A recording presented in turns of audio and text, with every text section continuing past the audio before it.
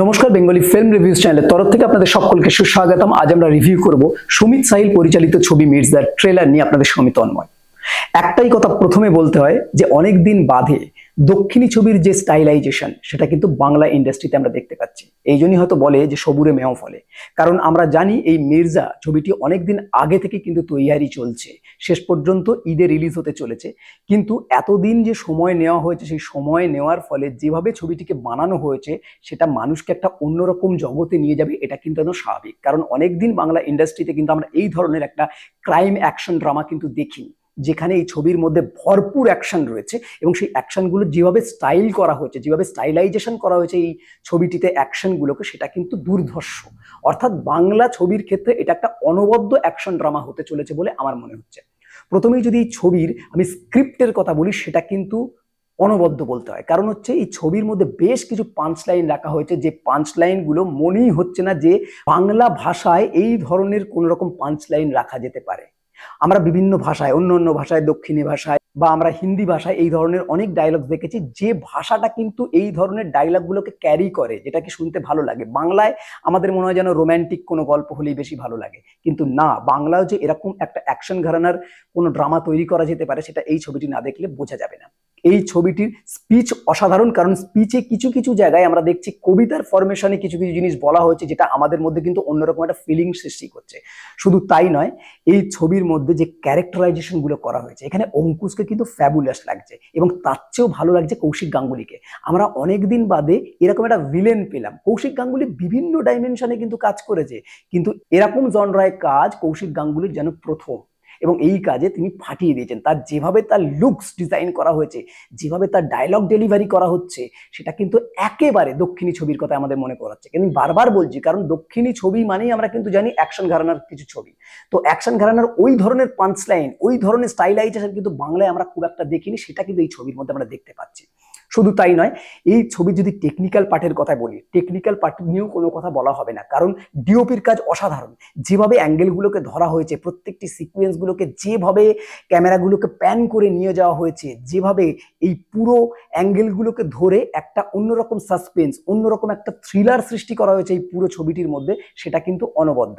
Background music তো just বলার কিছু নেই, কারণ ব্যাকগ্রাউন্ড মিউজিকটাই এই ছবির একটা প্রধান অংশ হতে চলেছে বলে আমার মনে হয়। এই ছবিটি নিয়ে আরেকটা কথা না বললেই নয়, সেটা হচ্ছে কালার গ্রেডেশন। এই ছবির কালার গ্রেডেশনে যেভাবে গোল্ডেন ব্ল্যাকের একটা কম্বিনেশন রাখা হয়েছে, সেটা কিন্তু এই ছবিটির মাত্রাকে অন্যরকম করে দিচ্ছে। দ্বিতীয়ত হচ্ছে এই ছবির লোকেশন যেভাবে চুজ করা হয়েছে, এই লোকেশনটাই কিন্তু এই ধরনের ক্রাইম ড্রামার ক্ষেত্রে কিন্তু একটা অনবদ্য জায়গা রাখে। তো সেই জায়গাটা আমি বলবো লোকেশন অদ্ভুত চুজ করা হয়েছে, এবং এই লোকেশনটাই কিন্তু এই ছবির সাসপেন্সটাকে আরো বেশি করে ক্রিয়েট করছে। তৃতীয়ত আরেকটা কথা হচ্ছে, এই ছবির মধ্যে একটু ছোট ছোট জায়গায় আমরা দেখতে পাচ্ছি সেখানে কিছু রোম্যান্টিক সিন রাখা হয়েছে, কিন্তু সেই রোম্যান্টিক সিনগুলো সাধারণ ঘরানার যে রোম্যান্টিক সিন সেরকম নয়। সেখানে একটা অন্যরকম, মানে দুজনই একটু রাউডি টাইপের, অর্থাৎ নায়ক এবং নায়িকা, তাদের যে প্রেমটা সেটা একটু রাউডি প্রেমই হবে। তো সেই প্রেম, সেই রোম্যান্টিক দৃশ্যগুলো কিন্তু আমাদের বেশ মাতিয়ে রাখে। তো এটাও কিন্তু এই ছবির জন্য একটা খুবই গুরুত্বপূর্ণ পজিটিভ। তাছাড়া আমি যদি আরেকটা কথা বলি, যে এই ছবিতে নারীর একটা খুব বোল্ড ভূমিকা কিন্তু রাখা হয়েছে। আমরা বিভিন্ন জায়গায় দেখি যে ছবি মূলতই হিরো প্রধান হয়, কিন্তু এখানেও হিরোইনকে যেভাবে কাস্ট করা হয়েছে, এবং এখানে হিরোইন অর্থাৎ মেয়েদেরও যে ভূমিকা একটা বড় একটা ছবির ক্ষেত্রে, সেটাও কিন্তু পরিষ্কার দেখতে পাচ্ছি এই ছবির মধ্যে। ঐন্দ্রিলা সেন ছবিটিতে যেভাবে কাজ করেছে, সেটা কিন্তু আমাদের কাছে একটা অন্য মাত্রা নিয়ে আসছে।